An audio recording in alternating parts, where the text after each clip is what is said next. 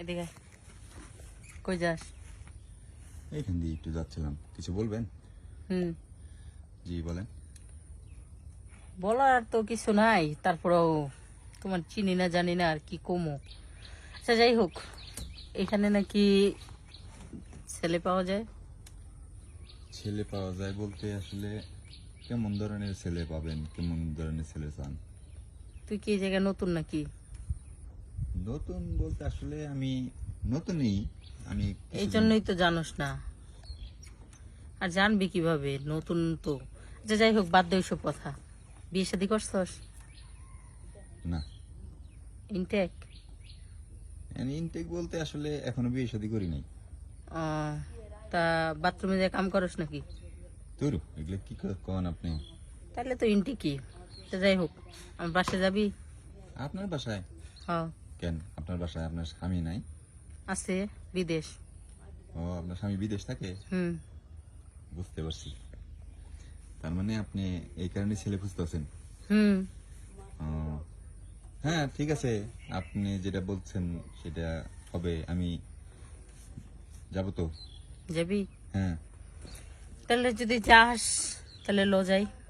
আমি যাবো তো, ঠিক আছে, কিন্তু এখন বিষয় হয়েছে আপনার সাথে আমি যাব হুটহাট করে কথাবার্তা না বলে গেলে পরে যদি কোনো ঝামেলা হয় না। আরে কি ঝামেলা, টাকাই তো নিবি নাকি? না। টাকা নিবি, মনে করো এনজয় করবি, আমার এনজয় দিবি, টাকা নিয়ে আইবি। না ঠিক আছে, সমস্যা নাই, আপনি যেটা বলছেন সেটা হইব, কিন্তু এখন সেটা আগে একটু ফয়সালা করে নিলে ভালো হইতো। আগে কি ফয়সালা? আমি আপনার সাথে যাবো, আপনি আমার কয় টাকা দিবেন? ও, কয় টাকা দিমু, কয় টাকা নিবি?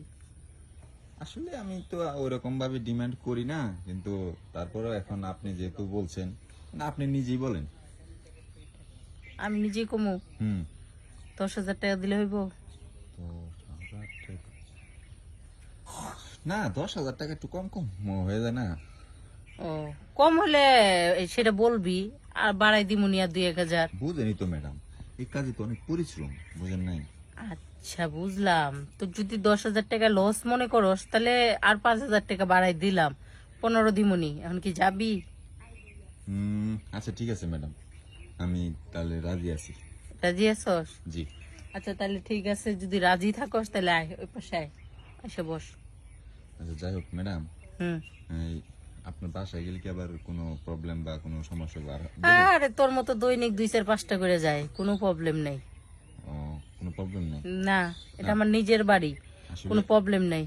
আসলে বুঝেনি তো, আমরা গ্রামের ছেলে তো, আসলে ওই রকম দেখা গেছে যদি একটা ঝামেলা হয়ে যায় সেই জন্য আর কি জিজ্ঞেস করলাম। আরে কোনো ঝামেলা নাই, মনে কর নিশ্চিন্তায় যাবি আমার বাড়িতে।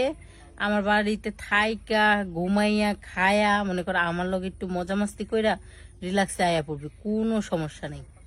আচ্ছা ঠিক আছে ম্যাডাম, তাহলে আমি ওই পাশে আসবো না পিছনে বসবো? না না, পাশে এসে বস, কারণ পাশে এসে বসলে মনে একটু অন্যরকম ফিলিংস জাগে।